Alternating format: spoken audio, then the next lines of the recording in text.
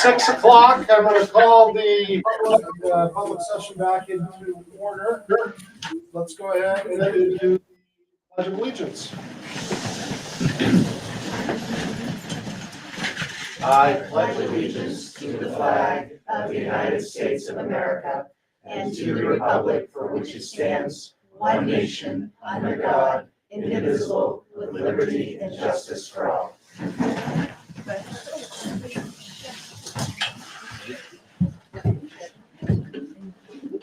All right, folks, I apologize. I'm going to jump around like a jackrabbit on steroids a little bit with regards to the agenda. I'm going to open the public hearing on accepting donations to the Light It Up Lakers campaign. That's just to open it. And then, so this is now, that hearing is now running. If anybody would like to comment on that, feel free to raise your hand. I will recognize you. But seeing no hands, I'm going to jump right to recognition. And I'll come back to you, Caleb, after we do this, since we have so many folks here. We're going to start out with the two volleyball teams who've had remarkable success this year, again. Athletic Director Dumais, perhaps you would like to start out with the JV team. Absolutely.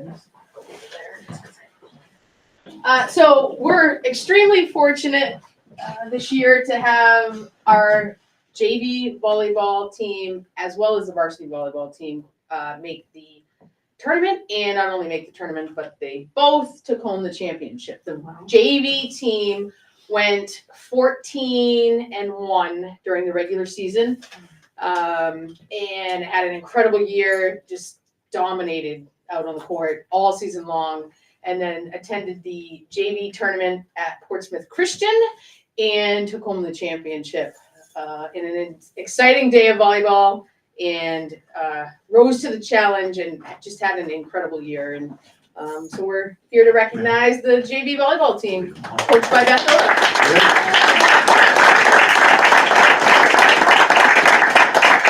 We have some certificates we'd like to hand out. I apologize if I butcher anybody's name. Feel free to correct me. Kiza Nadia. Keza is our exchange student from Uganda, so we'll make sure she gets it. Excellent. Elena Caswell.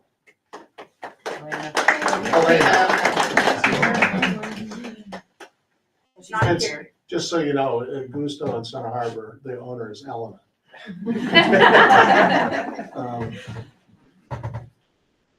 Reese LaValle. Reese.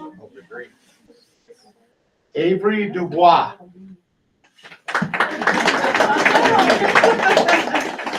Are they doing basketball? Hannah Lakis.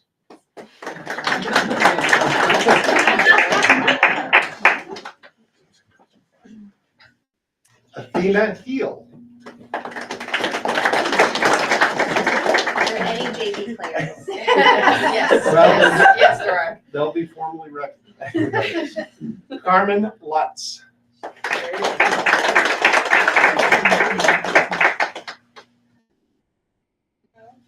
Izzy Stoa.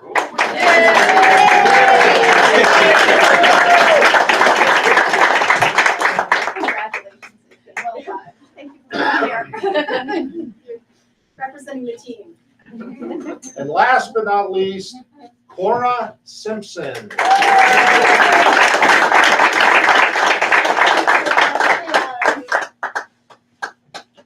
Excellent. Perfect. Next up, we have varsity.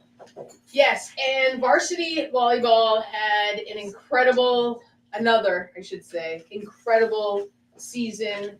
They went 16-0 in the regular season, and 16-0 sounds great, but then when you factor in that in those 16 matches, they play 3 out of 5 each time they play. It's 3 sets out of 5, and they won 3 straight sets, 16 matches in a row. Oh my goodness. Which is really impressive. And then they played in the tournament, and they played in the quarterfinal round and it went 3-0. They went to the semifinal round and went 3-1, and then played in the finals and went 3-0. So in 19 matches, they only lost one set all season long. So totally unheard of to have that kind of season. This is their third state championship in a row. This is their fourth in 7 years. And if you factor in the year that COVID was here and we didn't participate in the tournament, that's, take that year away because that really didn't count. Coach Matson and the Interlakes volleyball program have really had quite the run and should be commended. And the girls, I spoke at their banquet earlier this season and said that they were all in, and that was their theme this season, and that's what it takes to have a championship team and a championship program. So that theme really came through this year. Coach Matson, what you've done for Interlakes volleyball is truly amazing. And the girls, kudos to you for buying in and for putting the work in and for being all in. So congratulations, varsity volleyball.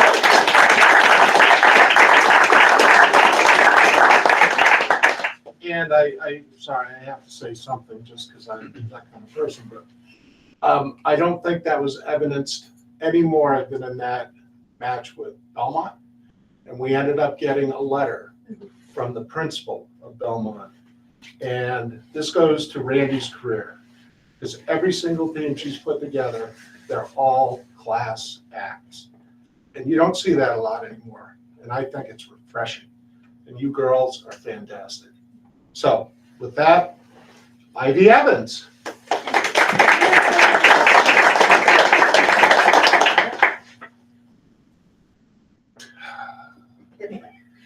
Katie Bivelik.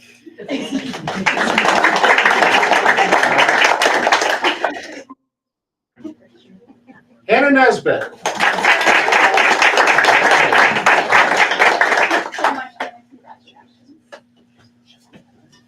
Well done.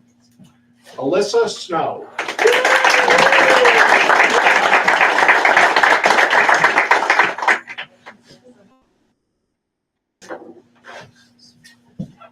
Gracie Stevens.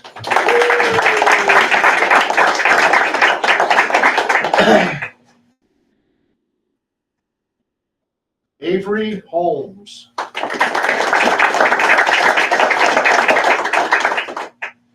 Stevie Polar.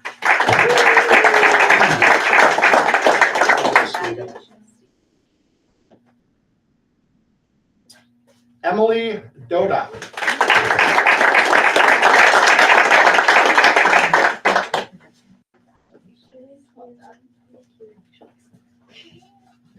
Adelina Gass. Is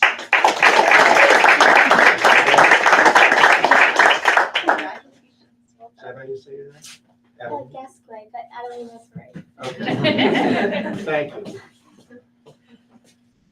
Kira Moynihan. I also want to add that Kira was named Player of the Year.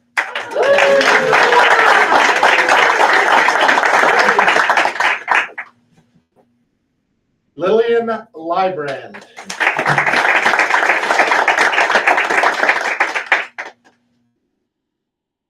Summer Hamill.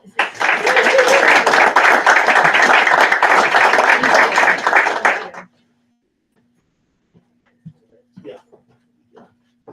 And so, and Coach Matson sprung the retirement on us so prematurely, which I'm kind of mad at you, Coach, because I bought 35 boxes of Geritol I was going to give you in your 35th year because I figured you coached for 50 years. So now I got to just do something with it. But your record speaks for itself. You were such a good human being. And I'd like it if you'd come take this on behalf of us, but we have something else planned. It's just not here yet. And we would like to catch up with you at a future date in the next week or two to do that. So.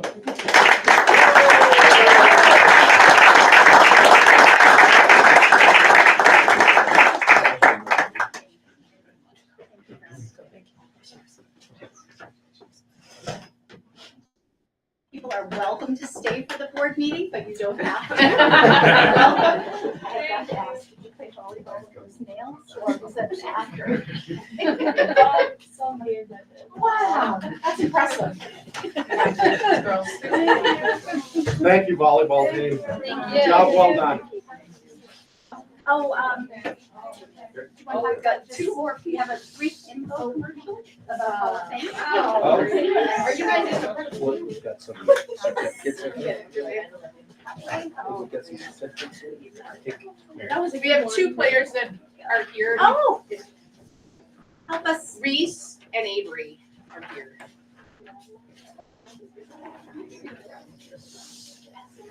JV man. JV, yeah. JV. Yeah. Oh, Charlie, you get some more. Here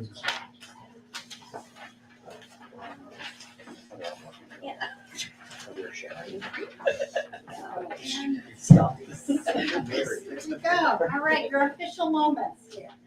So, Avery, congratulations. Thanks for coming. Well done. Congratulations. Thank you so much. Great Good season. job, ladies.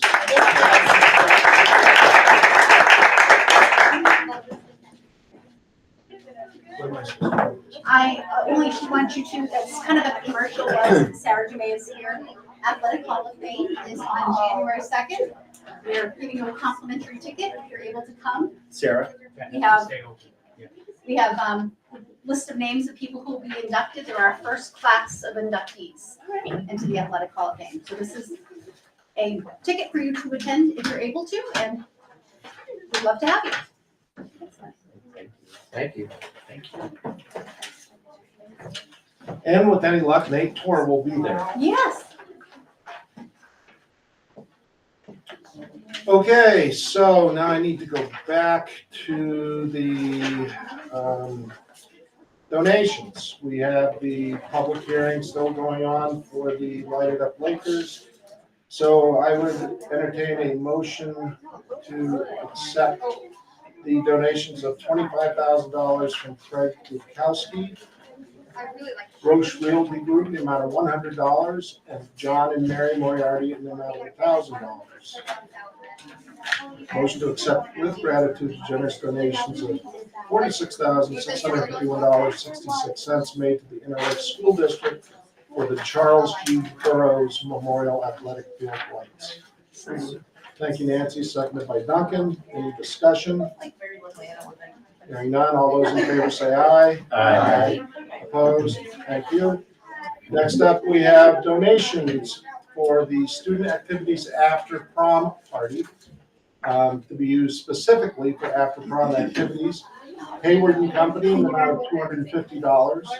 Meredith Landing Real Estate in the amount of $250. Scott Compton Builders in the amount of $300. And the Edward J. Detola DES PLLC in the amount of $400. Second. I'm not done yet. Sorry about that. I'm seeing these are all bundled together. Oh, I apologize.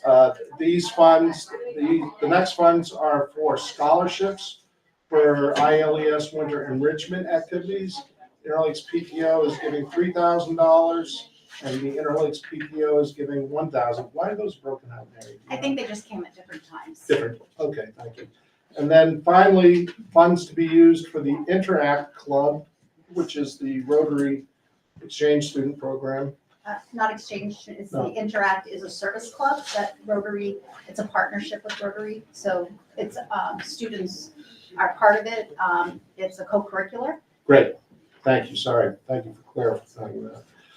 For Meredith Farm Growers, which is Molten Farm, in the amount of $560. Now I would accept it. So moved with great gratitude. Thank you. Is there a second? Second. Seconded by Abe. Any other discussion? One question, Yes, sir.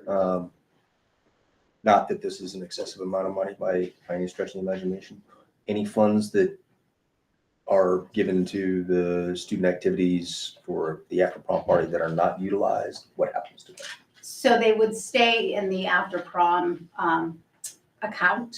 I'm not sure if those the funds might Carry forward to carry next forward to year? the next year. Typically, they're spent, and then there's $1,000 that we ask the account to stay at to support the following group. Basically a minimum balance kind of thing. Correct.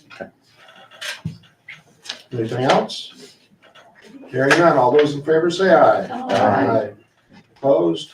Thank you, folks, to our generous community. Would Yes, you ma'am. like to close the public hearing? I was just gonna get to that. Okay, I'm sorry. Thank you. My fault. Last call for the public hearing for input onto the $25,000 donation from Mr. Gruskowski. Hearing none, I am closing that public hearing officially at 6:15. And the amount really is the 46,651. This is your third public hearing. So we've been collecting funds. We've been showing you each meeting what the donations are, and then waiting to kind of scoop them all into different public hearings so that the public is well aware that this donation's what they're going for. I will just between donations, pledges, and banners to date with these amounts is $188,234.84. 188,000, excellent. Thank you very much.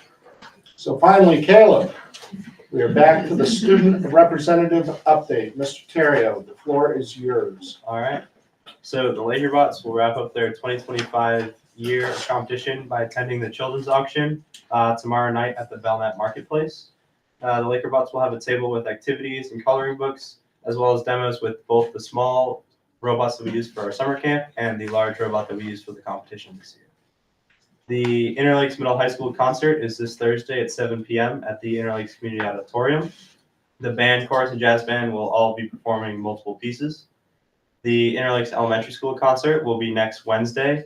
I believe it's at 6 p.m. in the multi-purpose room. Practices for winter sports have begun and games will be starting up soon. The Minion Bots Lego Robotics team at ILES went to the state championship on Saturday. Great job to all those students involved and congratulations to them for a wonderful season. And the Outing Club will plan to take more students to the Carter Notch Hut over Christmas break in hopes to get some winter camping experience. Excellent. Sounds like you got a couple irons in the fire, Caleb. All right, next up, we have minutes. So first up, we have the October 14th, 2025 minutes, school board meeting minutes. I'd entertain a motion to accept. Thank you. Is there a second? Second. Thank you. Is there discussion, questions, comments? Hearing none. All those in favor say aye. Aye. Opposed? Thank you. Next up, we have the November 10th, 2025 minutes. Motion to approve the minutes. Second. Thank you, Mr. Locke and Mr. Twidell. Any comments or discussion?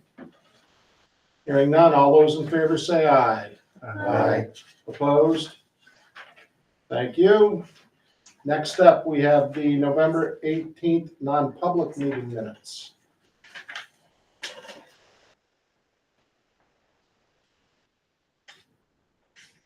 I would make a motion to accept. Thank you. Is there a second? I'll second it. Thank you. Any comments, questions, or discussion? Hearing none. All those in favor say aye. Aye. Thank you. And then finally, we have the December 1st non-public meeting minutes. Motion to approve those. Thank you, Mr. Locke. Is there a second? Second. Second by Mr. Porter Zuckerman. Any questions, comments, or other commentary? Hearing none. All those in favor say aye. Aye. Opposed? Thank you. I abstained. Siobhan abstained. And that concludes the minutes. Next up, we have current bills payable. Mary, I don't know if you want to comment on that or? You certainly can. If I can't answer it, you can certainly follow up. So they are in your packet. It's printed funny, but it is actually page 46. Any questions on the manifest? Nope. I would accept the motion to Motion approve. to approve the manifest. Thank you, Mr. Locke. Second. Second. Thank you, Mr. Guerin. Any other questions or comments? Hearing none, all those in favor say aye. Aye. We should all try to sign that before we leave this evening, Yes. just as a reminder to folks. Reports, Mrs. Moriarty, enrollment. So you have your enrollment report, which does look a little bit like an eye exam. We'll have to work and Yes. get this to print a little larger, but really, we're kind of stable with our overall enrollment. I've also included for you, just so that you see, the class sizes for our elementary level classes. What is that, 904? Yes. 904. Yeah, any questions on the enrollment report? Hearing none, moving on to the staffing update. So you have your staffing update. We are still looking for 3 paraeducators at ILES. And again, we are contracting speech pathologists for this year, but we are continuing, our hope is that, we'll be lucky next year to hire that position. So you see that as one of our open positions. Any other questions on the staffing update? We'll keep rolling, Mary. Okay, year-to-date financial, page 51. Mrs. Dolph and I have had conversations. She's very comfortable where we are at this point in time, so no areas of concern. I think what you see compared to fiscal year 2024 is, that is 7.04 at the same time, is because we were having difficulty hiring. So we had a lot of open positions where there were contracted services that couldn't be filled. So what you're seeing is we actually are in a pretty good place in terms of the staffing or the supports that we've contracted to have. Okay. Thank you, Mary. Do you want to skip over the health insurance, wait for Ashley, or you want to roll with that? See, We can go to- we can go to why don't we strategic plan. skip the health, she's got that percent right in her head. Oh, well, the health insurance study, I can do that. Okay. So we have just received, from one of the vendors that we were looking at, they've just given some cost outs that now the consultants we've hired to look at, I think it's like a total of 3 different options. We'll be working on that in January and February. Our hope is maybe the end of March or middle of March that we're reassembling that health study group to then look at the comparison that they have built for us. So we now have the data that we've been waiting for. So now our consultants can do some work around that, and then we can reassemble the health study group.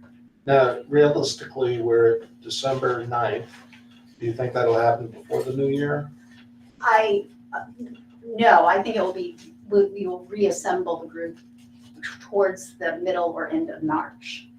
Oh, it'll be that late? Yes, yeah. Oh, okay. Yeah, because the consultants have to now, they're gonna do their part to analyze it all. Again, we're not looking to make any decision that would impact next year, it would be the year after. Great, right. Any other questions regarding the study?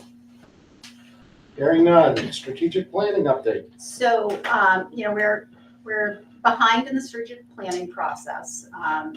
But my hope is, we're, obviously hitting the budget period of time, so we're in a natural time where our attention is turned in other directions. So my hope is reassembling really our writing committee back in March. Hopefully we have some draft documents to look at. What I would like to do is, just as we did last year, I think this should become an annual practice, that we have a meeting in each town in April. I think April's a good time. I think people really liked that opportunity to come together. I think it's a chance to share what has been accomplished, get more feedback, and kind of be in an iterative process over time. So that is where we're at. Excellent. Do we see any, is the potential of putting that plan in place for execution in 26, 27? Absolutely, Is yeah. that at risk? Is that timeline at risk? I or don't do you think so. That's still feasible? I think that's very feasible. Okay. Okay, next up, we have the Lighted Up Lakers T-Mobile Grant School Board Letter of Support. So we are working on writing a grant from T-Mobile Hometown Grants. It is a $50,000 grant. And hoping we can get approval from the school board to do a letter of support. We are looking at, I'm proposing that the board look at page 54. This is a combined letter with the grandparents club. And the reason going with a combined letter is you can only have 5 letters, and we're trying to get a letter from each board of selectmen. And thank you, we've got sandwich all set. They they were meet on Monday nights, and I got it to them Monday afternoon, and it came back, so it wasn't the combined letter, it was the one you sent before. Yeah, it was perfect. I- They signed off. No, that's one great. of the, Yeah, the that's select board its own will letter. each be individual. So that's 3 plus. So then the And police. Center Harbor meets tomorrow night. Okay, perfect. And I know it's in the hands of Meredith as well. They're looking at it. I also asked the 3 police chiefs for each town, and they've all agreed to do it. So So that's our 5 that's, and then towns, our 3 grandparents police and, chiefs, yeah. grandparents and school board lets me get more support in by doing a combined letter. So are the police combined? They are. That's So great. all three are signing it, one letter. Perfect. And Officer True is running around to get the signatures. So, but the grant is about 90% complete. My internal goal is to get that December 19th submitted. The grant is actually due December 31st, but I'd like to get it closed up. I just had a question on this one, just as far as grant writing in general, right? Does it make sense to share the letter together, or does it make sense just to request it as a school board? I know that might, is that a differentiator in the grant writing process to have like a grandparents club attached to us? I don't think it's a problem. I think it should, actually, I think It's when I better think or about worse? what's written in the grant, it's like a partnership. I Okay. think it further supports. A big part of this grant is about placemaking, that you're really making a community place. Okay. And so the angle I'm using is that a big part of our populations don't have any connection to the schools. And so this is a way to create placemaking that allows us to kind of have that intergenerational impact. And I think it actually shows a stronger partnership by being together. Yeah, And I thought and I know they've done Yeah. most of the work. Yeah. I was just wondering from like if someone reviewed it, would that cause us any problems with the way our organizations are set up? or No, how we I get don't think so. I don't think legally there'd be a problem. I could be wrong, but I'm not seeing anything. They're really letters of support, are just trying to, indicate that, this is kind of a community conversation and a But the- community effort. The grant would be issued to the school school district. district, Yes, and, I mean, yes, the funds. we're not giving our imprimatur to the No. grandparents club to get 50 grand from T-Mobile. Is the, on, No, I know that, I was just Right, wondering, no, I mean, if but I mean, whether if- if that makes, if that's clear, I take your point. yeah, that's all. and number 2 on the first page in generational gap, is there supposed to be a $sign after 58? I'm not seeing where you are, Siobhan, I'm sorry. Probably That- print it out, there's like $signs and then Charlie's name too on board, so the signature says What page you BOL. on? 50. Oh, yeah, that's There's a lot of I areas, was using AI, so to assist, and there's so, also $32 and Yeah. some percentage of other dollars in number 1. okay. So I think if you can, we'll make some edits and clean it up. But if the intent of it is something you are willing to sign off on. Okay. But it was a long day Sunday writing the rest of the grant, I will admit, Oh, so Sunday. I may have started to go cross-eyed at some points. So I would entertain a motion to authorize the chair to sign the joint grandparents and school board T-Mobile grant letter of support. Second. Moved and seconded. Any other questions or comments? Hearing none, all those in favor say aye. Aye. Opposed? Very good, thank you. Now we get into the meat and potatoes. NEASC, decennial visit final report. Dr. D, Yes, so you have some light reading, I believe, in your packets, which is our final report from our decennial visit that we hosted last year at the middle high school. I know I presented at a board meeting last year, I believe, and just shared kind of some of the highlights. None of that has changed since we've, received this report. Most of it is a relatively comprehensive analysis of all of the basic NEASC standards that we luckily have met to receive our accreditation. So tonight, I'm just going to highlight a little bit of the commendations and some of the recommendations that were made by the group regarding moving forward over the next piece of the cycle, which is 10 years total. But within those 10 years, there are a variety of benchmarks that we'll have to meet. But the heavy lifting for this most recent cycle is complete, which is a big relief.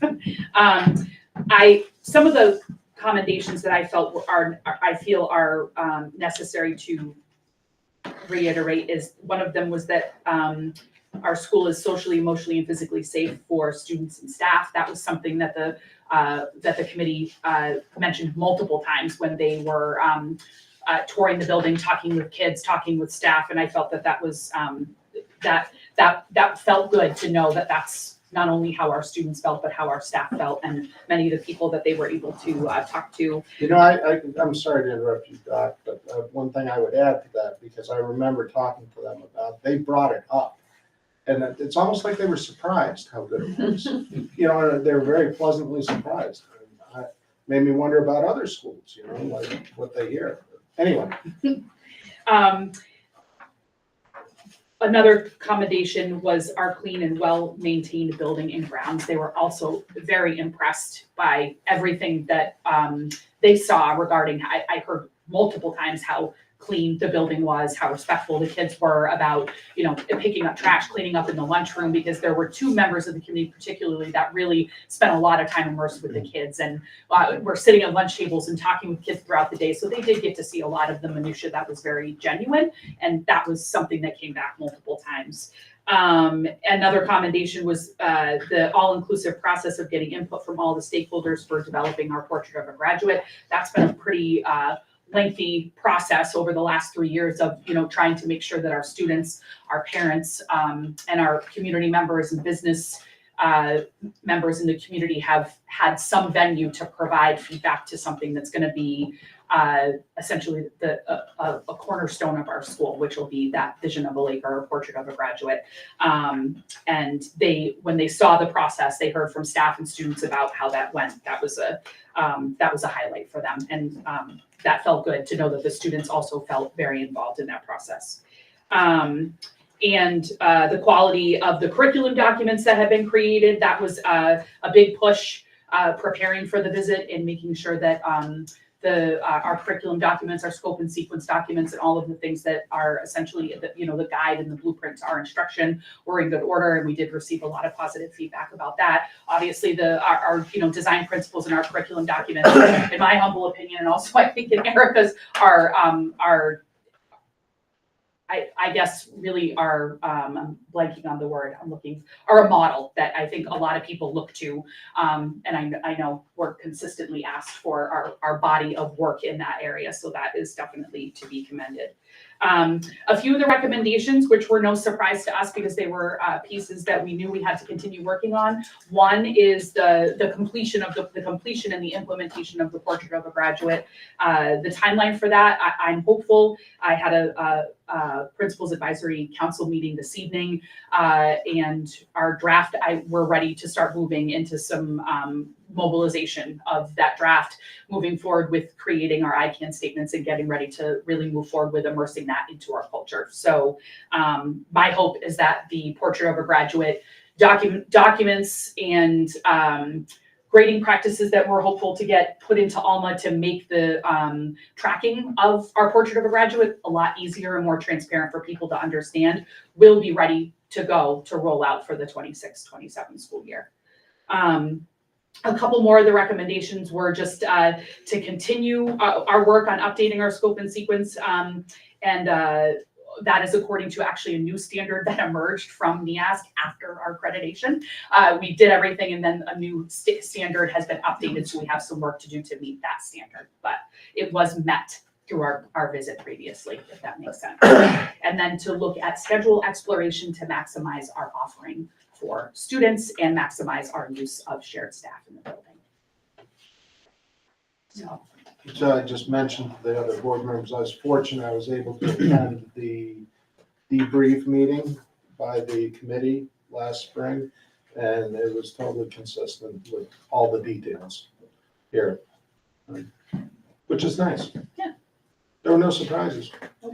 it was a very positive experience, I think, for staff, for students, and it's a good measurement of us regarding what we need to do to continue improvement. And it's also nice validation on the areas that we're doing well. It's nice to share that with staff and students. I think to be commended are the teachers and staff, everybody who's done a lot of work to prepare and to have that on-site visit. But I do think it's worth noting Dr. Downing and Mrs. Papalardo's extreme amount of work and effort behind the scenes to make that all go as smoothly for staff. I think some people thought, I've heard somebody external of our organization say, that's a model that should be sold because it was so well done in terms of being able to take what can be a heavy burden on staff and, still requires a lot of staff input and participation, but that you made that as smooth as it could have ever be. Well, if we can generate some revenue, why aren't we on it? Thank you, Dr. D. Thank you. For next thing. All right, next up, we have ILSD growth and proficiency updates. Before we jump into that, I would like to thank you all very much I've talked to the leadership team, Nancy, Duncan, and I have talked, but the video format that we got beforehand was extremely effective. Being able to stop and go back and rerun stuff, particularly on some of the graphs, I found to be very helpful. And doing it in that quiet setting as opposed to in a big boardroom with this sort of thing, it was, for these learners, I think it's a very effective way. So thank you. And I think in terms of assembling that, a special thank you to Mr. Parsons and Mrs. Papalardo, because they were the kind of the videographers helping to shape that from behind the scenes. So I know that. Well, I takes a did lot come of to the work. conclusion after Erica and Mark's presentation that Mark could easily get a job in radio. That's why he's the voice of the SAU when you call. Fair enough. Sorry, I didn't mean to digress. So whomever is going to run with this. So I can maybe just start that the purpose of this is really to share how we are doing on our growth and proficiency goals.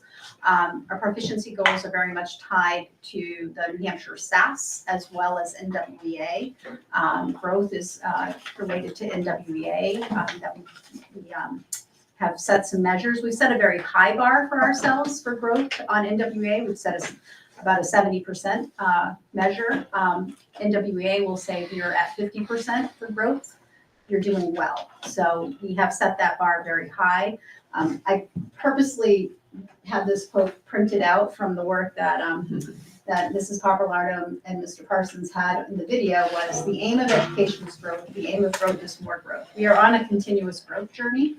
And we are only showing you a really microscopic part of what happens in the day in the life of learning in our schools.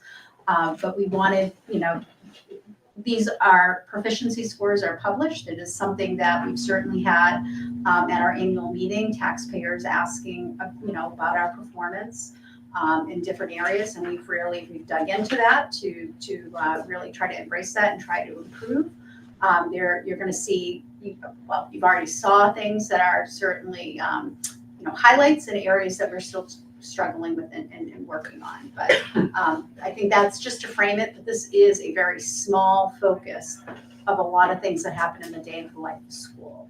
And then our plan was, because we did a flipped classroom, so we had a chance to watch it in advance, that our administrators are here this evening to answer any questions you might have. And then they also have just a few highlights to give you a sense of other things we do beyond practice, practice, practice.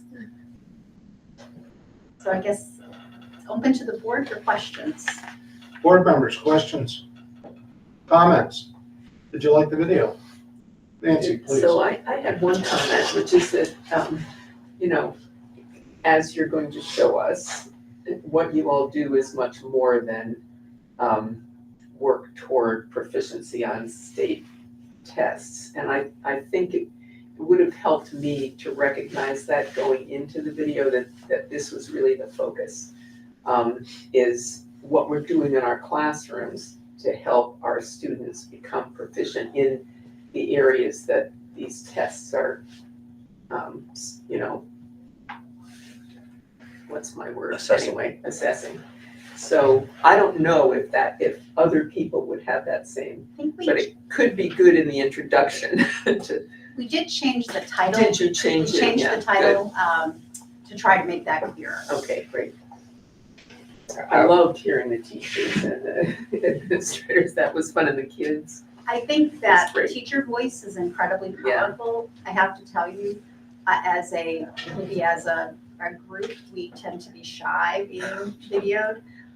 So I really, you know, if you see the teachers who you saw in the video, thank you, because they add a richness to it, and we would like more people to feel comfortable doing that, because gives such more context. And I want to thank the ones that did step up to be brave, to, you know, be videoed and to be out there in that way. It's a you have to be vulnerable about that.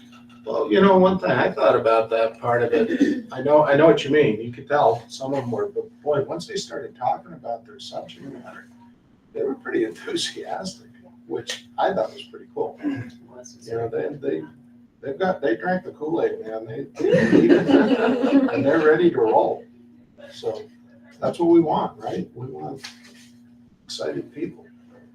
Yeah, I would say as like, yeah, a parent and a school board member, like looking at all of this and even seeing like Dr. your recommendations, like looking at the recommendations from this report, like nothing is like, it basically says we have a great community and our recommendations are very minimal, right? There's no like major issue. Yep. And I would say even having like a child who's in 3rd grade, who started in kindergarten and like watching the transformation of, especially in like elementary school, it feels a lot better just to be there.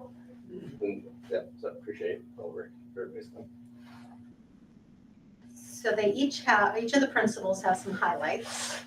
You want to share those? Okay, yeah, and I went very off script, completely away from testing, and picked up some of the most obscure things that I could, because they're worth talking about. One big highlight that I love looking at and approving is our outing club has been scheduling hikes with groups of students. This weekend they're tackling Mount Moriah, which is no easy feat. Most recently, they secured a grant to hike a portion of the Franconia Ridgeway and stay at the Greenleaf Hut, because the hut stays can be a little expensive. And for a club that, you know, is just that, a club, that expense sometimes gets passed on.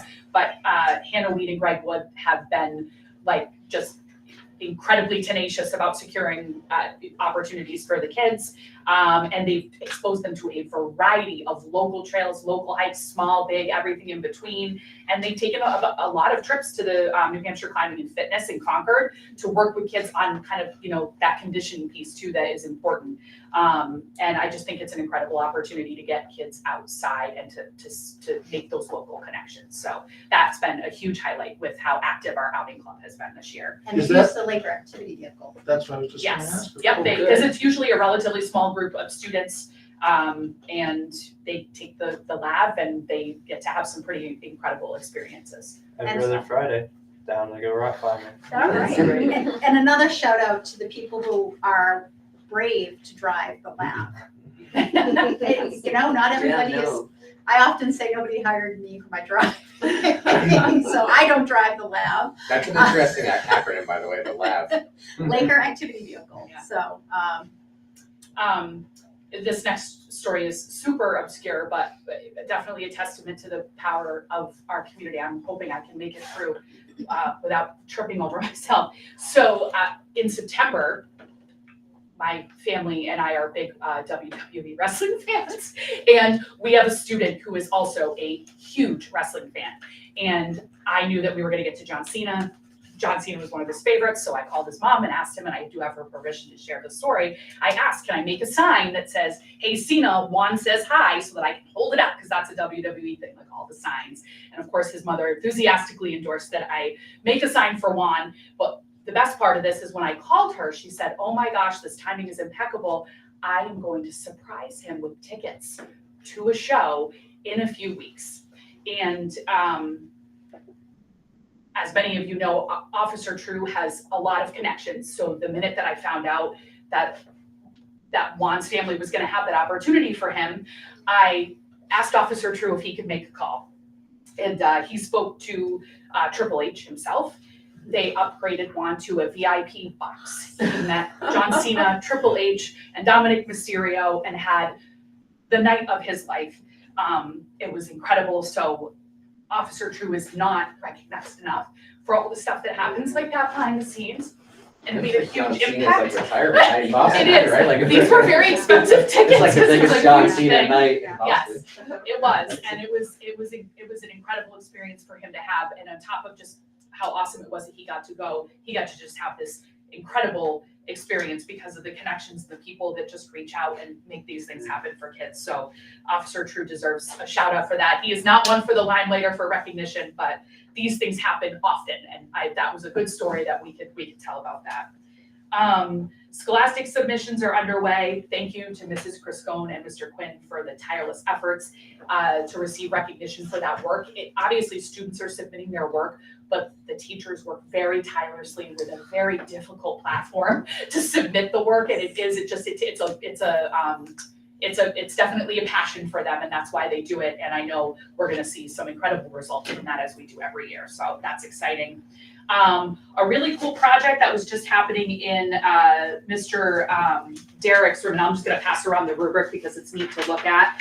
The 7th grade, he had working on a really awesome project. These are these little tiny mini robots. And 7th grade had to create, this is project-based learning in I think in its best form, had to create a logo, design parameters for ramps, all sorts of things, and make these robots work. And he set up an ultimate STEAM challenge, and it has like a very comprehensive rubric that you can look at for all of the pieces that they had to do.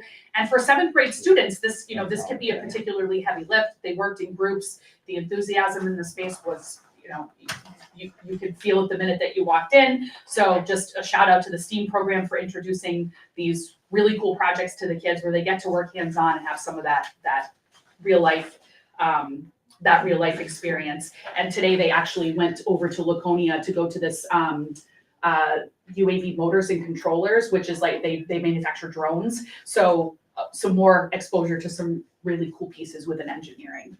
And then today, actually our Spanish 1 students wrote interview questions and interviewed our Spanish exchange student about her experience in an American school. And then they're gonna also interview her about her experiences there. So again, another real life connection with a student that they have, with them experiencing school, but also I think a very rich resource to share some perspective with our students about what their experiences are like. So just some outside of the box things. That's awesome. All right, I will jump in. I don't know how I'm gonna follow John Cena. Can't see me. You know that one? I know. So part of what I want to do is express gratitude and thanks for quite a few people and some of the things that are going on. So first of all, I'm incredibly proud of the work that staff continues to do at SCS, the students. And we've got a couple new staff members. It's December. It's like they have been there for years already. So Oli Anderson, Katie McGrath, our two new staff members, doing a wonderful job. And as always, the staff that has been there longer, incredibly proud of the work that they're doing. I want to take a moment to recognize the Association for School and Community, ASK, which is kind of Sandwich's version of a PTO. The amount of support that they have shown the school, staff, myself over the past 2 years has been phenomenal. We just came off of Christmas in the Village. They took it upon themselves to get Sandwich back as a stop during Christmas on the Village. They had a thrift store, they had a cookie walk, they had you could make ornaments with little foxes in them. They did, they did it all themselves, raised a considerable amount of money, and that was in addition to, not long ago, a couple of weeks, we had our first ever silent disco. So I just take a moment, like that group of parents is really going headlong into supporting that little school, and it's appreciated. Jeremy, Yes. sorry to interrupt. A question for you. As somebody who was a young formative, during his formative years, lived through disco, what is a silent disco? So, yeah, I had the same question, Charlie. I thought you were calling Mr. Hilgard young. I was gonna question that. Younger. So the idea with the silent disco is, and I think this came out of like areas where like they wanted to have events, but noise ordinances were keeping people from having events. So, using newer technology, you go to the event and you get a set of headphones. And then again, this was all organized by parents. I had no idea what this was, so you come in, show up, you get your headphones. The headphones have 4 channels, and you can switch the channels to different songs that are playing. So we had a DJ there, again, a parent volunteer brought his equipment. And while it wasn't silent in the room, like it was really fun to watch, because you can tell what station people are on by the color of their headphones. And as you watch, the kids and the parents were all having a great time.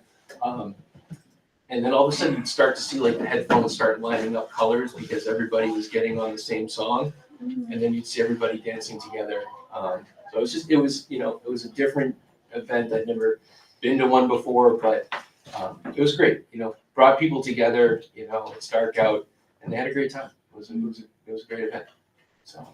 Of course, Staying Alive is now embedded in my brain, so thank you very much. I'm pretty sure that song was played on one of the stations. I do remember seeing 1 or 2 parents say.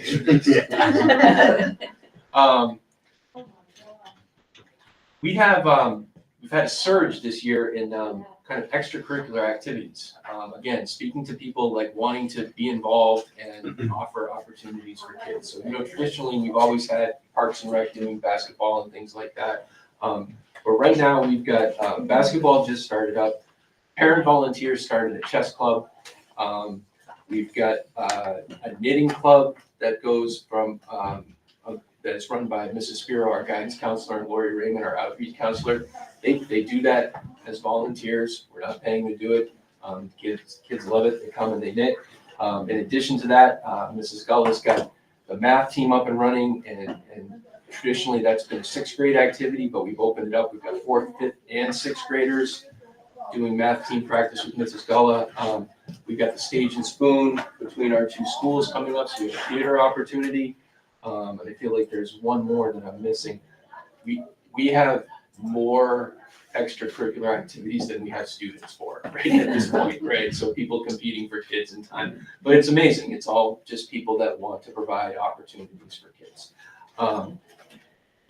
Talking a little bit about the academic piece of it, I think from the videos that we shared with you, I really feel that the work that we're doing with the SRSD is really having a significant impact on student achievement and growth. The more writing kids do, the better they get as readers, right? And I'm really happy with that progress, and I have to give again in public a shout out. Dr. Wood, Heather Wood, has been instrumental in a lot of the growth we've seen around writing and literacy at Sandwich Central School, so she deserves a shout out. I'm not sure where we would be, without her at this point.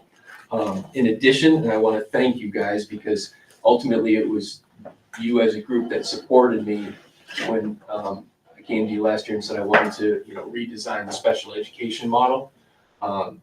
So we're working with less paras than we have in the past, but we now have 2 special educators working together.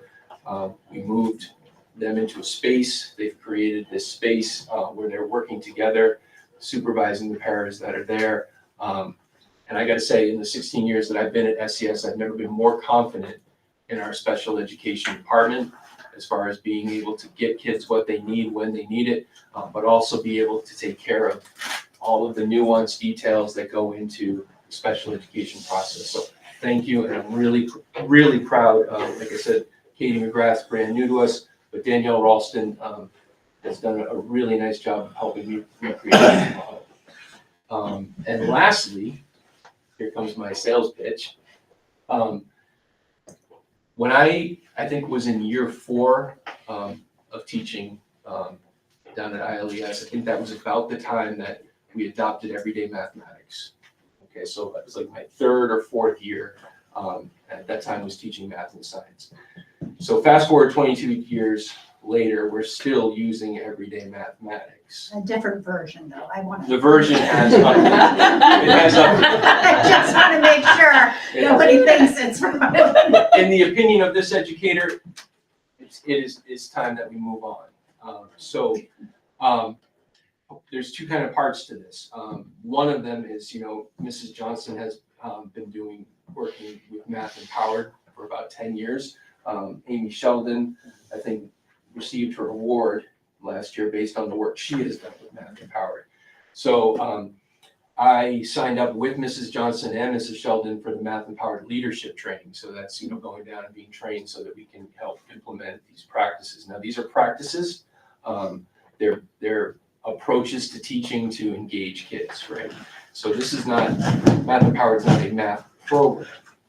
However, with that, the second piece is we're looking at a more updated and relevant program for mathematics.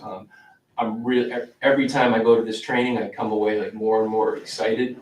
The math teacher in me, it's great stuff. And I think, it's time for us to make a shift in mathematics. Our math performance has not been bad, but it's pretty flat. So I'm really looking forward to kind of jump starting it and seeing if we can get this to start doing this. So there's my pitch, because it probably won't be free. We're teeing it up for budget conversations to come. Can I answer any questions? Go ahead, Ed.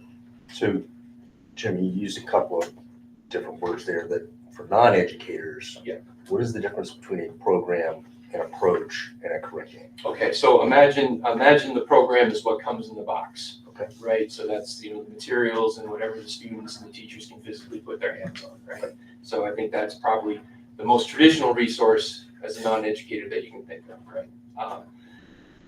Math Empowered is an approach to how you engage students, right? So how you use that program and how you structure your classroom with, the practices that you would do each day, so students have access to the math. So it's like teaching practices. Does that make sense? Being that I don't know what a teaching, and again, I'm not trying to be a smart guy, Nope. but what is a teaching practice? So Like that sounds self-explanatory, but if I self-explain that, then I'm gonna be wrong. So I'm with you. from the professional, I'm with you. So traditionally, probably a lot of us remember math class. We were probably sitting in math class, teachers up in front of the board. Here's how you do it, right? And we tried to memorize the steps. Right? Math Empowered is a series of steps throughout the math class where the students are up, they're working together collaboratively, they're looking at different ways to solve the problem, they're coming back together, they're talking about it, and then they're presenting to each other with the guidance of the teacher, here's how we got to this solution, and then the teacher's guiding them through, okay, that solution works because you group the powers, you group the tens, you group the ones, right? So it's not a one-way conversation. It's very much a two-way conversation, but the teacher is more of a guide than the deliverer of the instruction or the steps, because there's multiple ways to get there. So it's really forcing kids to engage with each other and understand mathematics, not just the steps. Does that make sense? And then, of course, the curriculum is, those are the documents that we follow to make the decisions about, what program and what strategies are going to work best. So those are all the documents that Mrs. Papalardo has worked so hard on over the past 8 or 9 years. Does that answer it? I think so, yeah. It would just be like if you had a way to teach math and I had a way to teach math and the curriculum says we have to teach math. Just different way, Let me, But no, the if I curriculum can take a says- couple minutes then to, right? I mean, let me, how I process that, spit that back to you, and if I'm somewhat close, tell me. The program makes sense, this is the box, these are the resources that you have available to you. The curriculum, if I'm going out of order, is going to say, in third grade, you're going to cover these subjects. These skills, yeah. So additions, whatever. Yep. You know, kind of like distributive law, blah, blah, blah. Yep. That kind of thing. And then the teaching practices or approach are what you were just saying, Jim. It's like, this is how I kind of teach it. So, you know. yeah, but it's like Maybe- a structure based, say the district wants to teach math this way, make a transformation from the way we were doing it today. Right, we were using this set of like, this outline, right, of how we do it, and this is a different outline we wanna look at, and So, okay, so the teach just to ultimately get to the same goal, just in a higher Right, so efficiency the rate. follow-on question then is, I think, when we say we as a district or as a school or whatever use these practices, are those, I guess the question becomes, how restrictive are those? How much space within those parameters does a teacher have to invent, maneuver, have their own practice? I don't know if that's even the right way of putting it. So- Or how restrictive is it for the, So to I, achieve the point? you know, from what I've seen, and I think this is the part that excites me the most, right? The Math Empowered is all about just really good, solid teaching practices that really could expand beyond just mathematics, right? It's rooted in responsive classroom strategies. It's rooted in the engagement of all types of learners. So your kid that comes into class already knowing quite a bit can engage equally with the kid who is having a hard time, right? So that, you know, that speaks to kind of the teaching practices. Now, as far as how much latitude, I think this process actually provides more latitude than following the program verbatim, right? However, new teachers sometimes need some time to develop those skills, and therefore, you know, the latitude might be a little bit more narrow for that new teacher as they, you know, they grow into the role. So there is latitude to approach it, and I think that's kind of one of the most exciting and wonderful parts of it is, you know, a skilled teacher really can approach a math concept from a variety of angles based on what the kids are providing the teacher through that process that day. Because I know, I'm a layman, so like there's gonna be thought. there's a lot of teacher speak, you know. It's like a framework, right? I guess. It's a framework for instructional practices. But it's a framework that, I mean, even those of us who learned mathematics a long time ago, our teachers would have been following a similar kind of practice based on the textbook or the textbook and the ancillary materials. I mean, there's always gonna be some way of teaching from the text to the curriculum, and I guess this sounds like an exciting. I'm super excited. You know, I was one of those kids. I was good at memorizing things when I was, you know, a student. So, you know, right up through high school, here's the steps. I could memorize them, and I did pretty well in math. But I never really understood why these were the steps. Right? It wasn't until I started teaching math in sixth grade that I started to develop that. Oh, okay, that's why we're doing that. And then, so when you have kids that can't memorize steps, right? They don't have the ability to hang on to all of those steps. And the older they get, it gets more and more shaky. By understanding what they're doing, it gets easier for them to be able to use a process or like an algorithm, right? And that's ultimately what we want to be able to do. We want them to understand why they're doing it. And that will put them in a better position to pivot when things get challenging.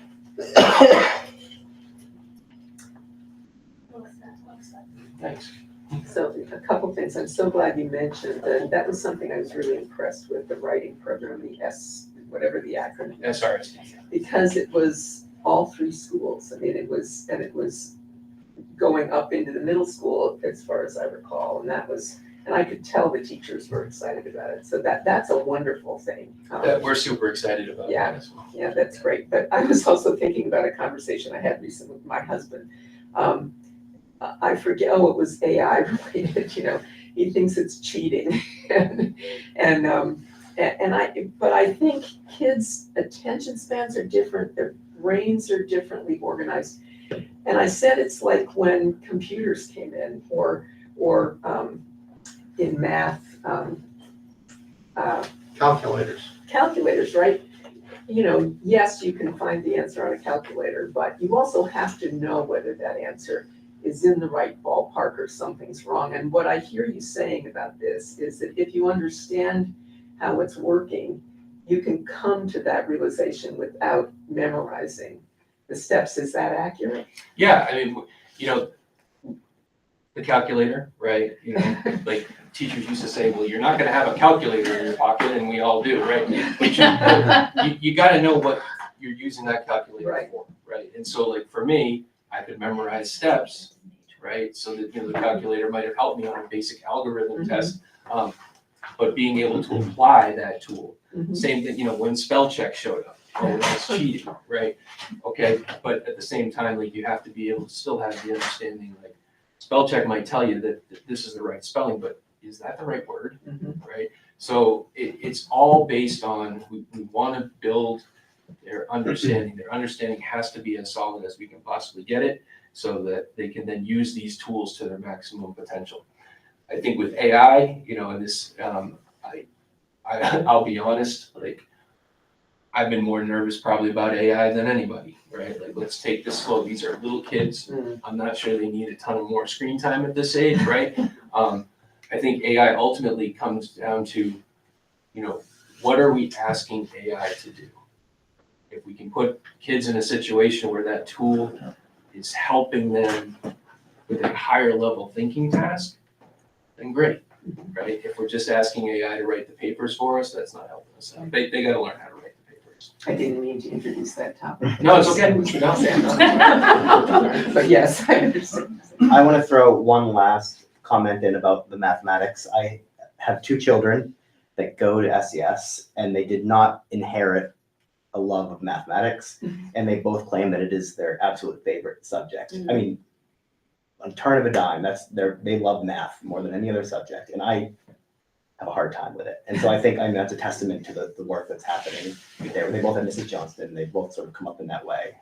So I think that's a testament to the success of it. Yeah, I mean, she's been working on this hard for 10 years, right? And I didn't appreciate it in the first few years. I mean, she came to me and said, I want to try this. Okay, go ahead, try it. But then I started watching the data, like, what's going on here, right? And spending more time with her and talking to her, and then making the jump myself to go to this training with her. It's good stuff. Like, I'm excited and I'm confident that we can jumpstart our math growth by making some changes. We have ILES. We Mr. do. Boucher. Mr. Boucher. So, first of all, I mean, a lot of the pieces that he was talking about when he's talking about math, like that is a K-6 piece. So we're also working on that. I just want to put that out. So thank you for taking all the questions. You're welcome. Right there, but certainly if you have any specific for ILES, we can do that.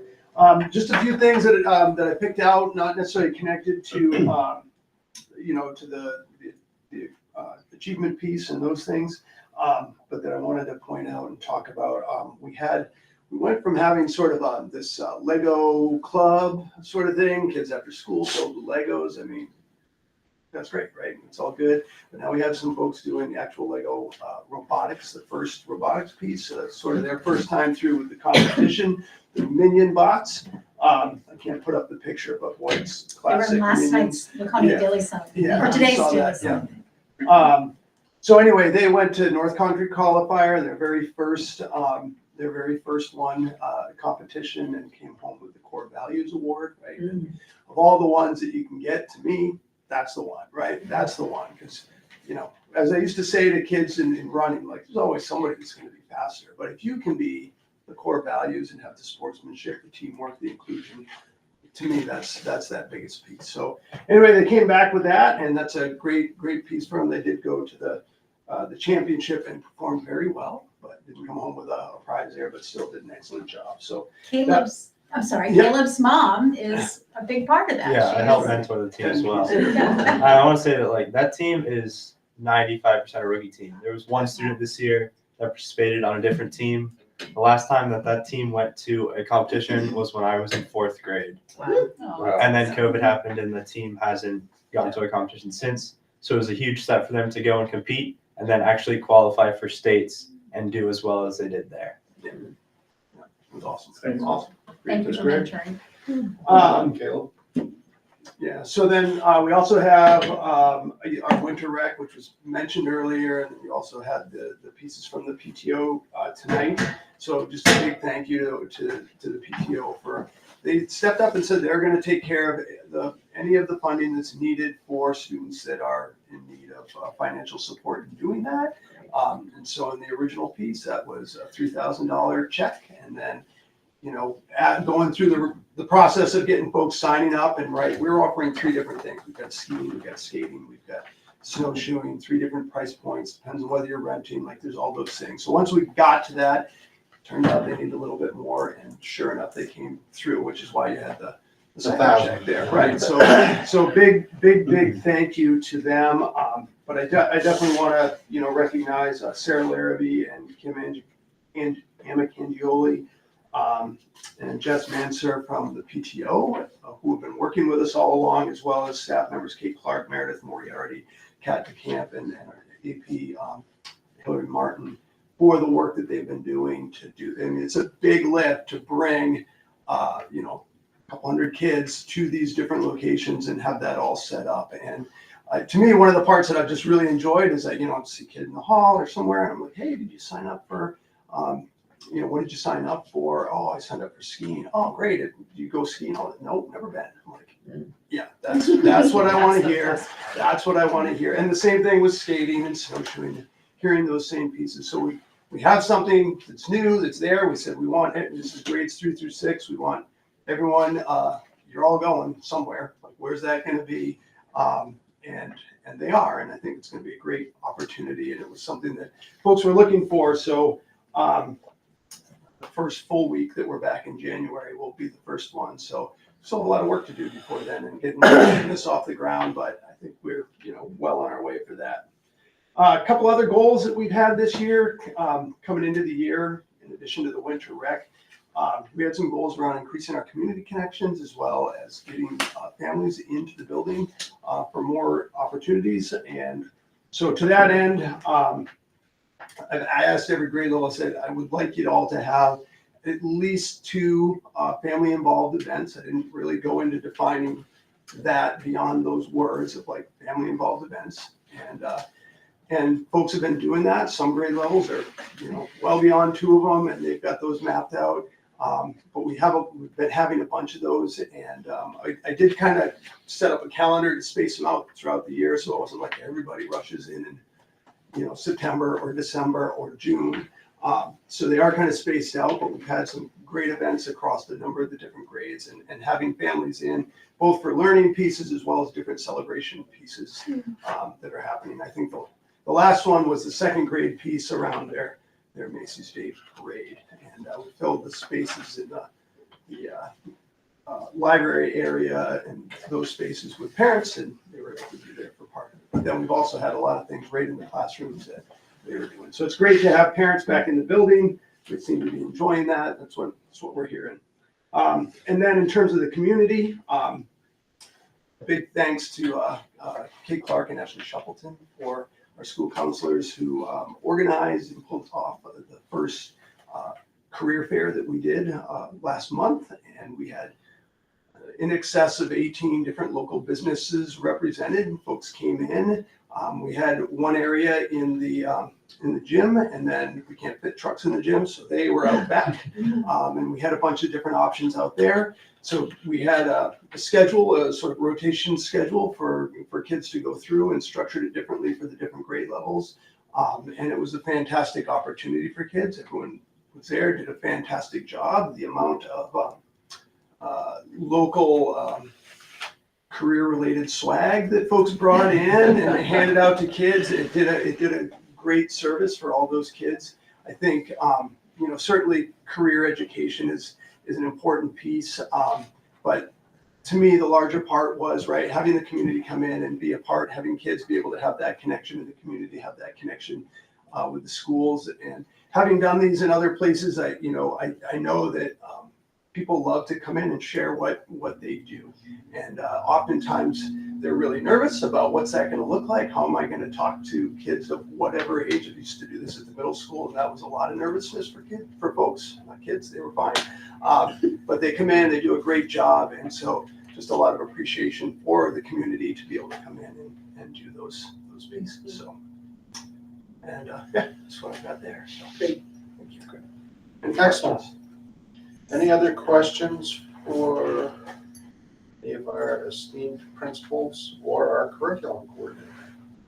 Erica, do you have any final thoughts on where you're sitting these days? You do all this work behind the scenes. Are you pleased about how things are coming along? Is it being effective? Well, I can't beat Cena, silent discos or robots, but I do have a 20-page booklet. Nice. You're taking it. We're not doing any presentation. And as much as I would love to highlight every bright spot in it, if you wouldn't mind taking one and passing it along, thank you. I won't. I created a tagline last year, and in an effort to just kind of simplify the message for those maybe joining us, remotely or watching the video, the tagline from last year that was presented to you was, we are continuing to make consistent progress over time as we strive toward excellence. And the booklet before you, we've recognized publicly a number of people who've been contributing to all of this work. Before I even say another sentence, I do have to pause and acknowledge the efforts of Jordan Carney, who is the administrative assistant to my office, the technology office, and the facilities office. She has come into our team at Interlakes with a skill set of graphic design like none other. So I bring her things and say, help. And she turns it into these beautiful graphics. So I'd like to recognize all of Jordan Carney's efforts. She goes above and beyond to not only address requests, but to do it in a design eye that really makes things pop and present well. So with that said, I think maybe just a few things to call your attention to. If you wouldn't mind looking at pages 13 and 14, there are a number of graphs here that I've prepared for you. On page 13 is science, on page 14 is ELA and mathematics, and essentially all of those graphs represent similar information. Those are 5-year trends of our performance on the statewide assessment. And the two things that I'm hoping are popping out to you all as you're looking at them are the top areas of each of those bar graphs where the green is the darkest color. And so over those 5 years, I'm hoping that as you look at those 3 graphs, you recognize that that dark green represents the percentage of learners who are scoring a level 4 on our statewide assessment. That's the highest level you're able to score that is beyond proficient. So over that 5-year period, we recognize that our learners have consistently been increasing by the percentage of our student body who are scoring that. And then as your eyes kind of glance down toward the dark red, that dark red represents the percentage of learners scoring a level 1. So where our level 4s are increasing, we can see over that 5-year history, we're seeing a decrease in the percentage of students who are scoring a level 1. So that's certainly something to highlight. I think another thing to highlight, if you wouldn't mind looking at page 15, please. On this page, what you're looking at are, again, all 3 content areas, same data, but we're looking at it in a comparative nature. So the blue dots represent the Interlake School District, and the gray bars represent the average performance of the state of New Hampshire. So consistent with the tagline, we're continuing to make constant progress as we strive toward excellence, I think is visible on this page as well. One of the design features of this booklet that you're probably glancing as you're shifting pages are those blue stars that call your attention to the bright spots. Those are the things that we're most proud of in our data. Before I take you to one more page, I actually want to highlight what we call career, a CCR marker. If you turn to page 20, please. We talk a lot about the statewide assessment and the scores and the proficiencies, and that is all very important. Equally important is this college and career readiness marker. This is actually part of our federal accountability plan for the state of New Hampshire. And what this marker represents is essentially a way for us to kind of monitor whether students are prepared for what's beyond Interlakes Middle High School. So our state Department of Education has identified a number of different markers that essentially count toward this category. So they might be academically related, they might be associated with a certain score on the SAT, which is the test our juniors take. It might be something like completing a CTE program. It might even be something like a student completing a boating safety course outside of school. So there are a number of different things that we can count toward these markers. And where our data comes from is as our students progress over their 4-year period in our high school, once they have accumulated at least 2 of these markers throughout their career, it counts as one student meeting their college and career readiness. So what's great about it is, unlike statewide assessment, our students actually have choice and voice. They might take an AP course and score a level 3 or 4 or 5 on that assessment. They might take a CTE program. They might earn a credential in something. So lots of different things count toward those markers. And what's exciting is for federal accountability this year, the middle high school has earned a level 4 rating, which is also the highest that can be rated. So that's testament to all of the many efforts of the teachers who are teaching the dual enrollment courses, the AP courses. There's so many different things that umbrella. I'd hate to name them all and for fear of missing anything. But what's most exciting is that bright spot on page 20, 84% of last year's seniors met 2 or more markers. And that is extremely exciting. We're very proud of our Lakers. They are definitely not only academically prepared, but they're also showing us that they're doing these additional requirements to earn these markers. And so very excited about that. Notable also is not only did 84% of them achieve that, but 63.5% exceeded that by meeting 3 or more markers. So that's what that page focuses on. And if I could just have your attention on one more page, page 11, what I'd like to share with you in closing. On page 11, you'll see some graphs that represent a different measurement that is also pulled from our statewide assessment.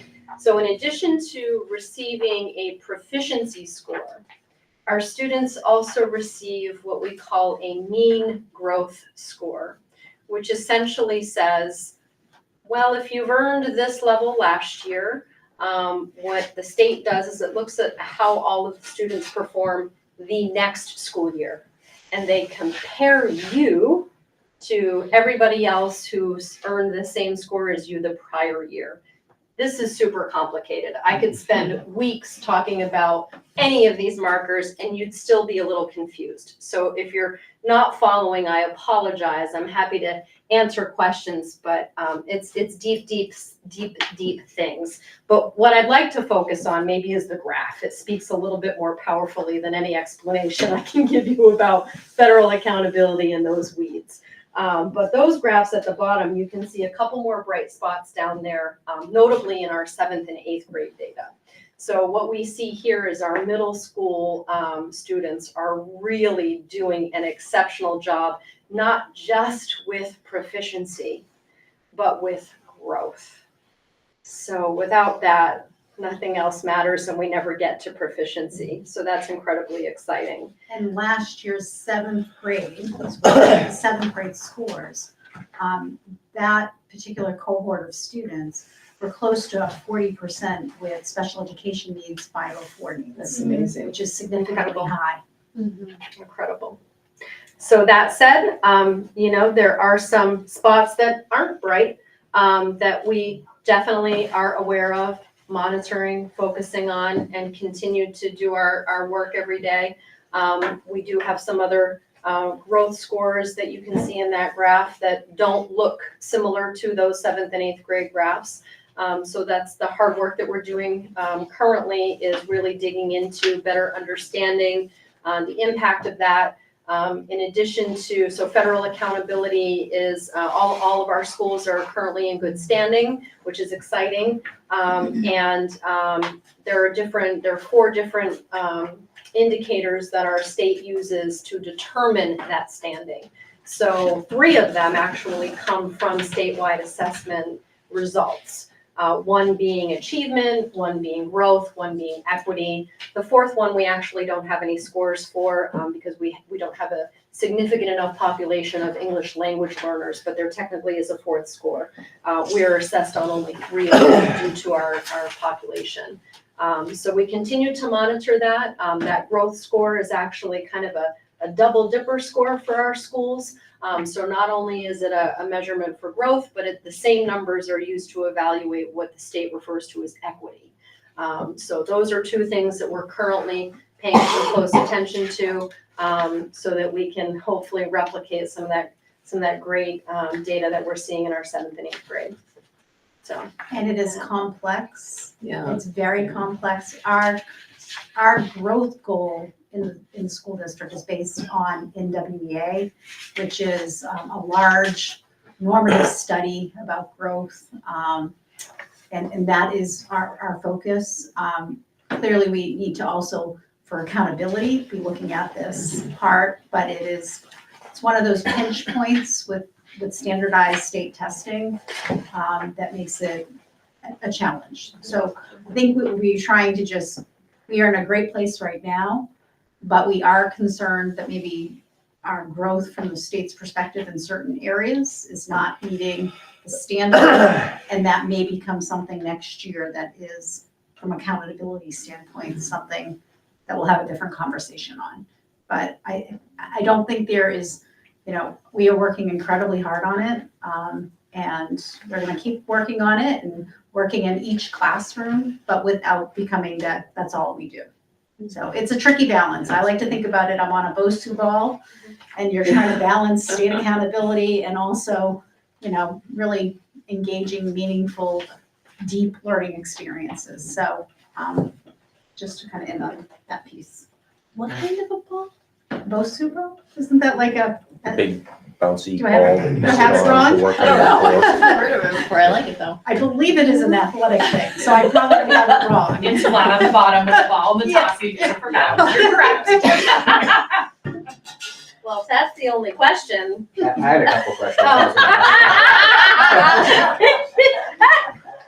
So I was looking at Very grade much 5 correct. specifically, Erica. And I was looking at so there's 45 kids in grade 5 with 2 teachers, right? And so that's some of our worst performing groups, it appears to be, here with.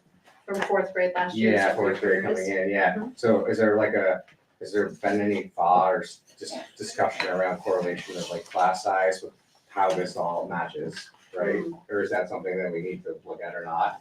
Just a thought process. think That was that's- just one I question. think that's a complicated answer. Okay, I think, and these are district-wide data scores. Yeah. So it's not just ILES. okay, And I think it's some of the things that we look at in place in certain grade levels that are being accomplished, we may not have full implementation everywhere. okay. And I think that might be some low-hanging fruit And it's hard to make correlation between class size sometimes and outcomes. Okay, and then I was gonna ask on this, like, I think everybody's doing a great job, and I'm not trying to say anything about that, but is this like deflating to the teachers at all, where we have like a 20% increase of a goal of where we think we should be and where we actually are? Is this something that's unattainable when you look at, like, you're working towards something and you're challenging the teachers to do something? Something and you look at the beginning of the year, you say this is not attainable based on our last. So it's interesting, these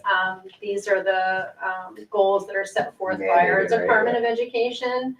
And, you know, we're doing a lot of work the department is doing a lot of work to come together years ago when the state's federal accountability system was implemented. The decision back then had been made that New Hampshire would essentially adopt the same system that we're using federally. There are a lot of states who actually have a completely separate system for their state accountability metrics from the federal one. So it's kind of like a complementary way of telling a story.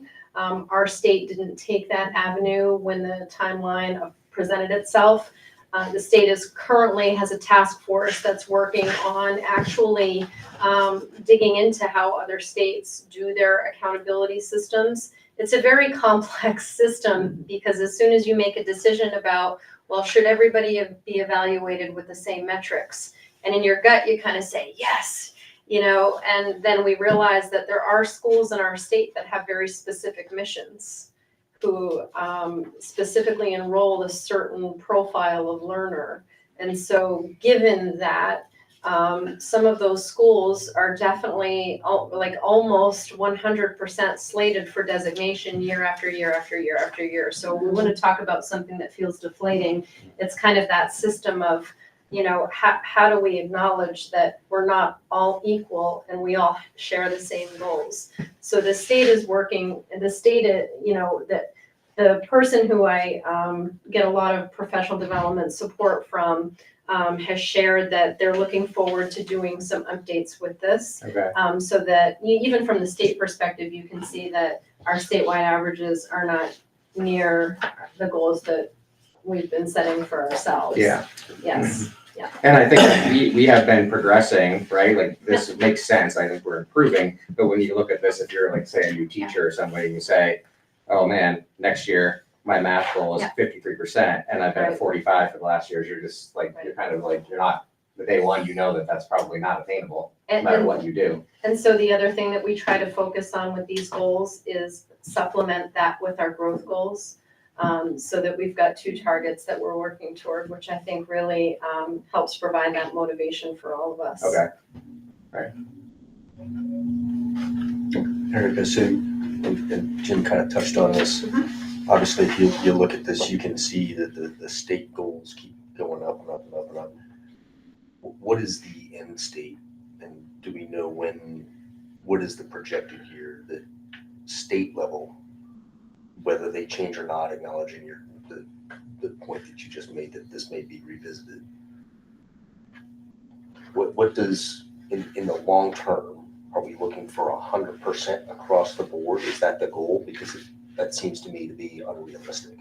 There's always going to be, you know, some level of someone just like, this guy just doesn't get it, kind of thing, just doesn't take tests well or whatever. Kind of thing. So what is the goal for state? If you know, I'm not trying to put you on the spot. That's a great question. I think right now the goal is to continue to learn from how other states have set forth with a model and discuss with stakeholders across the state. That task force has representatives who hold positions as superintendent, director of student services, CTE directors, curriculum directors, assistant superintendents. And so each of the task members is charged with connecting with each of our regions in the state has professional network groups where there's a whole lot of collaboration. So we're sharing out kind of like, as the task force is making progress, There's a share out of what that progress is and an opportunity for stakeholders to voice how they're responding to what the task force is thinking and doing about making some decisions. For example, do all of the markers that we'll be using at some time in the future need to be the same? Do they need to be simple, or could they be complex? And really digging into the trade-offs with that. So, I'm sorry to interrupt, but acknowledging that things can change and will change in the future. Mhm. But we don't know what that is and what that's gonna look like. Correct. What is the current guidance for how far these goals are going to rise before state says, this is the end state? We're not gonna go from, hey, state goal is 51% back in 22 to state goal is 90%, go. We're gonna raise it by 1%, 2%, et cetera, et cetera. So technically, now. And this is the end. This goes to Jim's. This is the end. This is the end. This is the end. 2027. And then We just they have to probably at that determine point have to resubmit a plan to the federal government. Correct. Yeah, So- but we have, Which the is in state has not progress. determined what that is. Correct, correct. And that's our end state. But that And goes to Jim's point of, hey, like, how do we maintain morale of, hey, you keep moving the bar So- on me, how am I gonna keep up? So I think one of the things, and this is something I've been looking at in terms of behind the scenes regarding strategic planning, is do we need to make it like it's a 10% growth or it's 10% improvement for the cohort? So you take the cohort, so we're following the cohort of kids, and if we made like a 10% each year, that might be more realistic. I worked in another district that had a 90% reading goal, and it became like it just, people could never get there. And I think had that been lower and you start making some feeling like you're having some success, right? Success breeds success. So I think there might be an opportunity within, as we're setting the goals in the strategic plan, to maybe say, we're gonna get off the track here and look at it more from a cohort perspective and try to get something that we can celebrate. Because there's a lot here to celebrate, like we have a lot here to celebrate. Mhm. But you do feel defeated. And again, it's an assessment. We do have to prepare for this assessment. And not every kid is going to do well on this type of assessment. And, we want people to feel like the work they're doing is having an impact. Yeah. And with that said, I do want to say, there's some low-hanging fruit that we haven't grabbed everywhere. And I think too, like looking at this, if you take this out of context, which I know in our last meeting with our select board, right? They were asking to like share some of this Yep. with the public. Yep. So I think this alone does not paint any picture Correct. of what we're accomplished, right? So we No. wouldn't, we That's want where to we've be gone- careful of like putting this out there, I guess, because it's not reflective of the work that everybody's doing. And I think it's probably sometimes it could be construed as like, oh, we're not doing well. I So think this that's group- why I responded to the Yeah. video the way I did, because some of the statistics like this imply that, we're not at the state average. They're. I think that I don't think anybody here here's thinks a piece that. No, that I I know, think I would be know, but helpful But the is, growth statistics are what I think are most exciting and important probably for me. I think there might be an opportunity. First of all, we're not videographers, but Yeah. thank you very much to our group. Some districts will hire a company to come in and make a video that really does capture those many things, that helps to have some I contrast. thought the video was great. I just ended it feeling like, it was so focused on test scores, which, if I were a parent of a third grader, that would probably be a big thing for me, but Mhm. being who I am, I know that the education our kids are getting is so much broader and richer than the tests, so And that's we all. can try to work to find some way to balance that out. This report did grow out of our taxpayers telling Right, us. yeah. And this was very much taxpayers saying, we are in the top 25% in terms of our budget. And so people wanting to have, to feel like, well, we're paying a lot, are we getting a lot? And we are getting a lot, right? It is Right. incredibly rich, but we wanted to make sure we were, being responsive to that. And so we really, to understand state testing takes a lot of focus and attention and a willingness to hang into long conversations about it. So we tried to, put together the video, tried to put together this packet. And I think that it helped people to see how complex it is. The reality is, even though we live in communities that are, that have needs, the reality is when you look at our school population, ILES in particular is about 33% in terms of free and reduced lunch. If you look just at ILES, our special education disabilities are, you can't even necessarily always compare percents to percents because it is your complexity. We have some very complex neurodiverse students. If you look at page, let's see if I can find it, the one with, you look on page 9, our middle school is broken out separately. Oops, let me just grab the door, sorry, Robin, just shut it. So if you look at Interlakes Middle School and you see they're in the top 25%, our 7th and 8th grade, for having disabilities. And if you look at what they're accomplishing, it's pretty remarkable. So, I think this was really, we try to do this so that we're being very clear to our community. And we do have an obligation. The state has said that these things are important. We have an obligation. But it is not all that we do. And we do have to find a way to be able to, I think, really give the tapestry of what we do.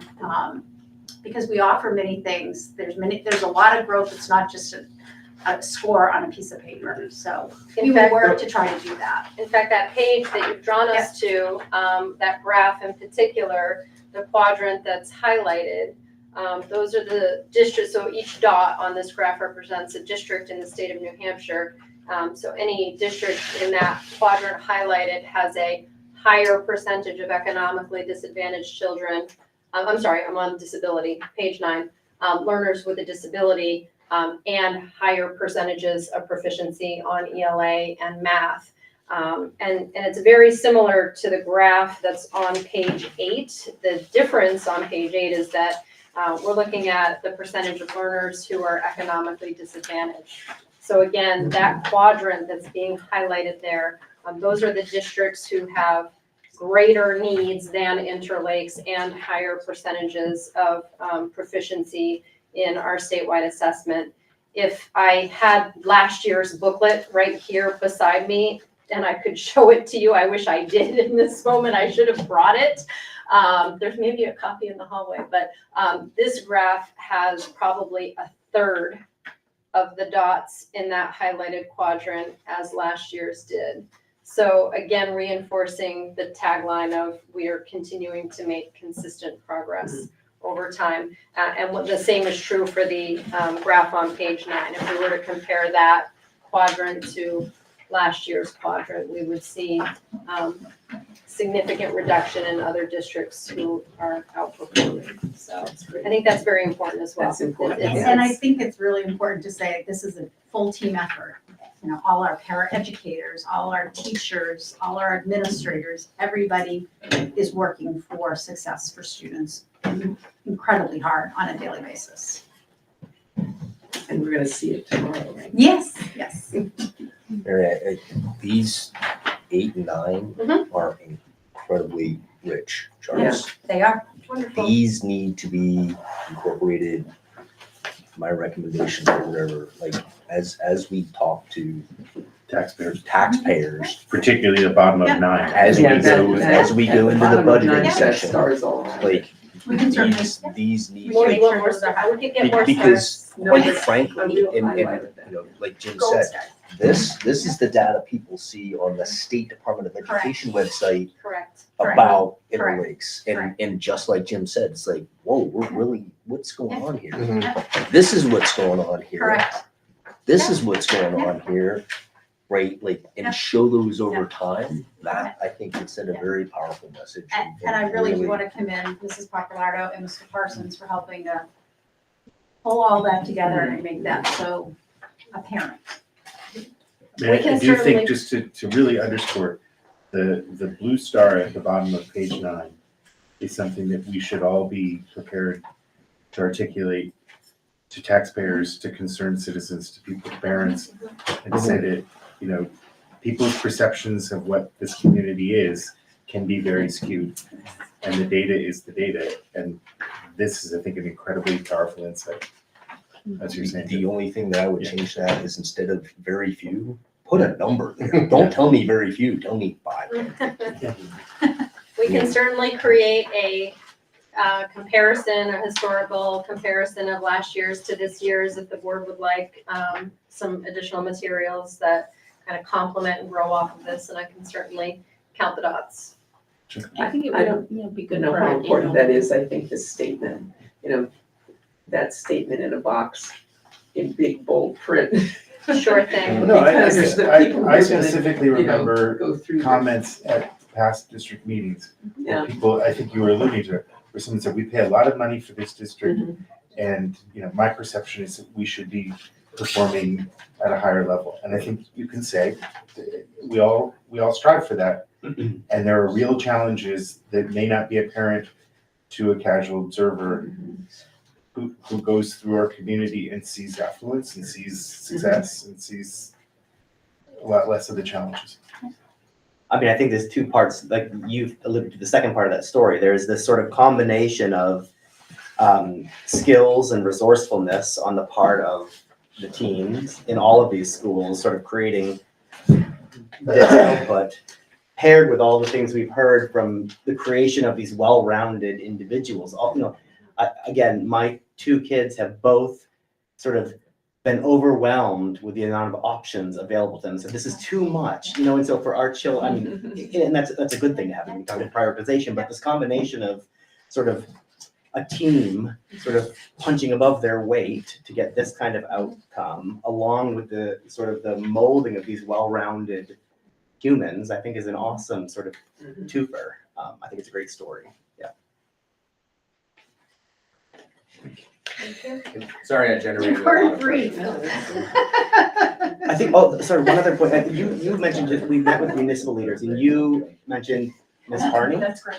Ms. Carney. Carney, yes. Yeah, Ms. pulling Carney's together. great. We heard it from when we met with municipal leaders. They were saying, man, we love this sort of infographic-y type thing because we're getting questions from our constituents all the time, like, how are we doing? So this, great job to her for pulling this stuff together. She has a phenomenal ability to Special. take Yeah. complex things and turn it into a graphical Yeah. representation that everybody can access. And we specifically heard that from municipal leaders saying, we love this kind of stuff. We need more of this. So that was awesome. Thank you very much. Thank you all. Thank you. All Thank this you for your information, 20-page document. Happy reading. Now you don't have to press pause. Thank you. Mrs. Moriarty, This will be very brief. take your time. We have all night. Some, wanna see the video. Don't some Hey, good don't news take to that share. video off, we wanna see it. Some good Have news a to video of share. the silent, Oh, I'm not trying to be distracted. You can share Go it on ahead, YouTube. show me the end. I just brought up, Yeah, we can- Mr. Hilger had made a post, so What that's I will tell you. I haven't played it, I haven't vetted Play it, it, but play it, because you will hear happy sounds. it's quick. Am I muted? No, let me see.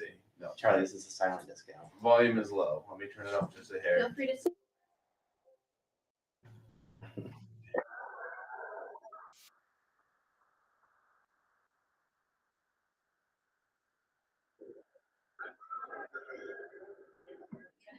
Mr. Watson. That is the best sound, right? Yeah. So I just wanted to share that we have some exciting news. A group of school districts worked together to write a grant, and we have received it. It's a competitive grant for $1.5 million for increasing, through our collaboration, local learning pathways for children with significant special education needs.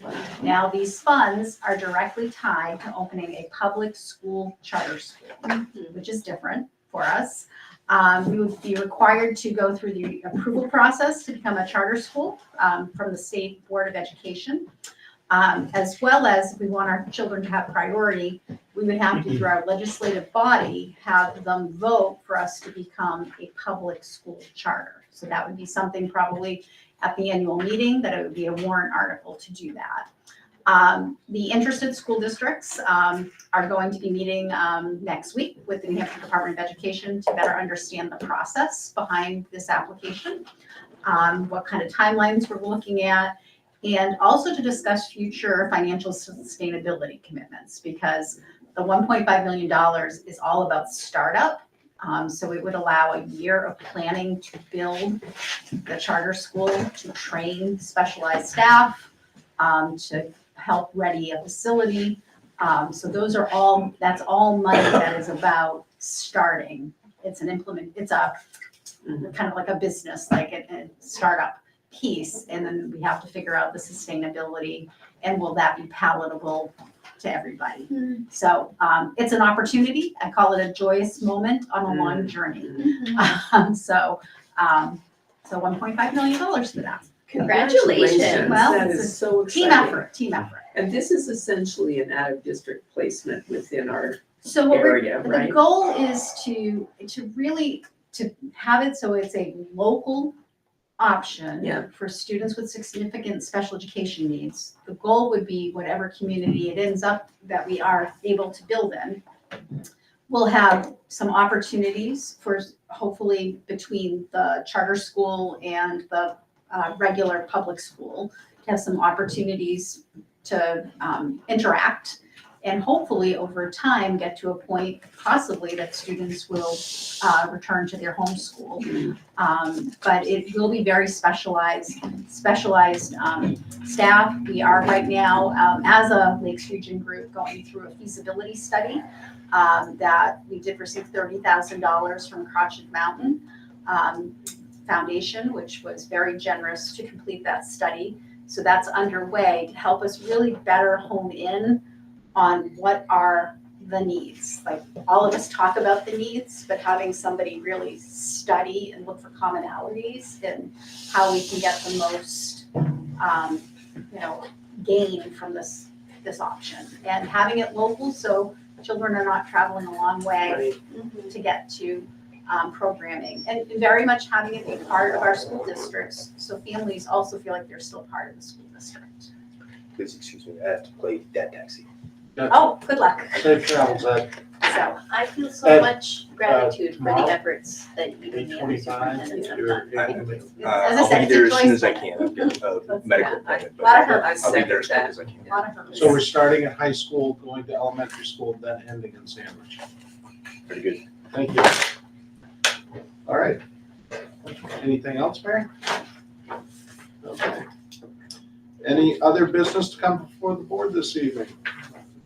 Just a reminder, as I just said that, we're meeting tomorrow at the middle high school to start with, for the first time in years, right? Because we always end there at lunchtime, which is disruptive and annoying. I thought the kids were annoyed. But anyway, so this would be good at 8:25. That should give the buses time to get out of there and things calm down. And then we'll go from there. And wear your boots. It will be snowing tomorrow afternoon. That's right. I'll be there. Excellent. All right. If you hearing time none- it right, Charlie, the sledding hill will be open. You got a big toboggan?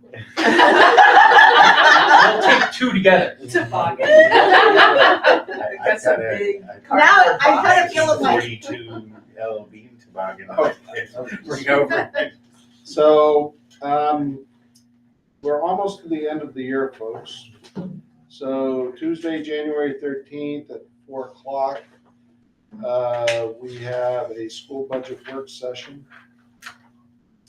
And then there will be other meetings that will be forthcoming. They're in your packet. The very They last are page last is page. your budget development. So there's a lot of meetings in Right, January. there we go. January 13th, January 20th. And then if you need it, January 27th. Right. We are hoping on January 20th that the board will make a decision about which light option for the field. On the January 4th. On the January 20th. Oh, the 20th. By that point, you could make it on the 13th if you wanted. Right, did everybody get By the Mary's 20th. email about the lights thing, which was good news? Plus, we should know about the T-Mobile grant by then. The T-Mobile grant, you won't know about until right before the March 4th meeting. Okay, I think March 1st is when so you won't know that until late. all right. So is there any other public comment? Mr. Parsons, is anybody waving their electronic hand? No, sir, we have 2 people on the meeting. I just want to see if any emails come in real fast. Because they can't comment on the live stream, but I don't see anything. Okay, then at 7:55, I'm closing public comment. Any other business to come before the board? Hearing none, I would entertain a motion to adjourn. I say yay to that. Second. All those in favor, say aye. Aye. Thank you all very much. Thank you, Mr. Terrio, for another job well done.